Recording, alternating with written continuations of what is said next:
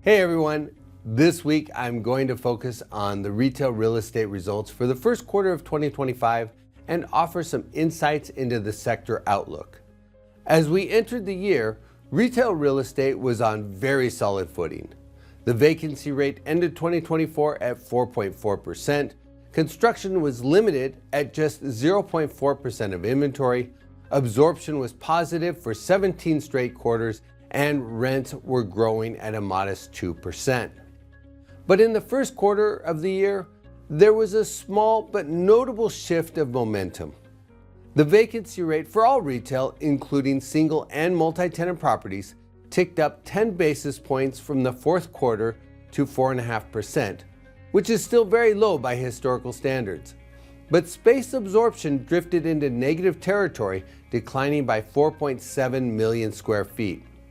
Now, that number in and of itself isn't particularly significant given that we track almost 9 billion square feet of retail space, but I didn't anticipate negative absorption for the quarter.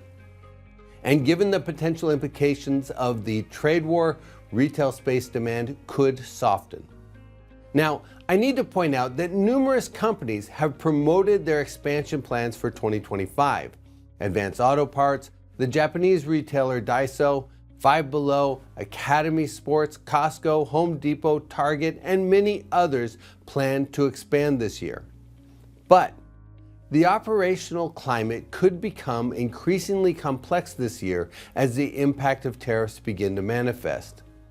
Tariffs will affect different retailers in different ways.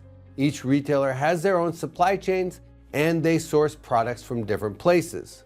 For example, an estimated 60 to 80% of Five Below's goods come from China, which faces the highest tariff barriers.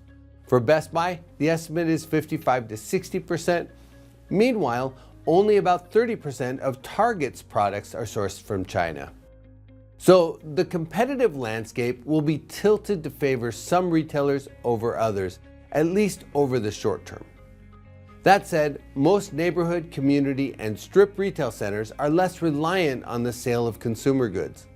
These types of retail centers are predominantly occupied by grocery stores, health services, restaurants, and fitness facilities. So while some retailers face significant impact from the tariffs, others will face little, if any, direct impact, which reiterates the importance of each retail center's tenant mix. Now, focusing solely on multi-tenant retail fundamentals. In the first quarter of 2025, the national vacancy rate increased by 20 basis points from the fourth quarter of 2024.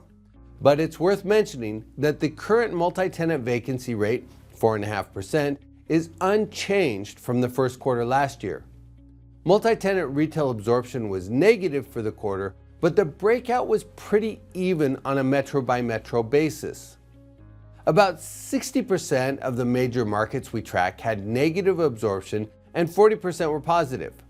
None of the major metros had a huge setback and there were no real big winners either.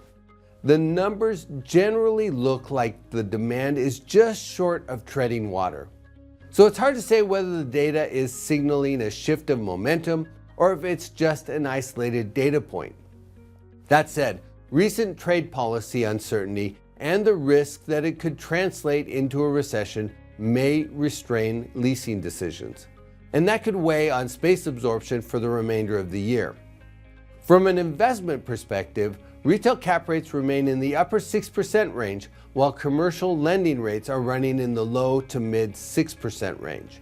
So depending on the market and the asset, positive leverage on retail real estate remains an option. Now, before I wrap up, I want to mention one more thing. From a demographic standpoint, the outlook for retail remains very positive. The 73 million strong millennial generation is entering their 40s, and they're entering their peak earning growth years. They're also entering their peak spending years.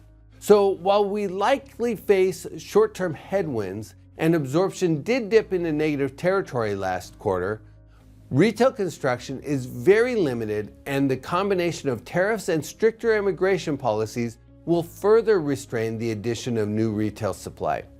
So over the longer term, it looks like retail real estate should have a positive path ahead.